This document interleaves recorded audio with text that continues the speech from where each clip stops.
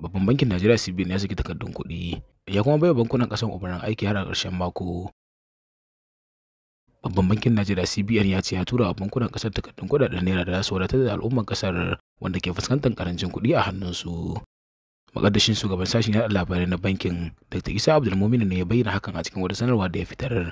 A wannan Juma'ar Babban bankin Najeriya ya fitar da sanarwa yana mai umartar bankuna da su yi aiki har a ƙarshen mako domin kuɗin su shiga hannun al'umma.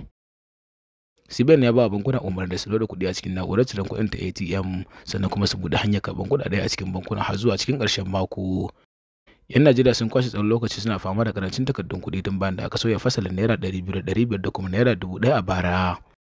Lamarin ya haifar da tarnaƙi a harkokin kasuwanci a sassan ƙasar tun daga ƙarshen shekarar ta gabata. A watan da ya gabata ne da Kotun Kolin Najeriya ta ce a cigaba da amfani da tsofaffin takardun kuɗi har zuwa ƙarshen shekara.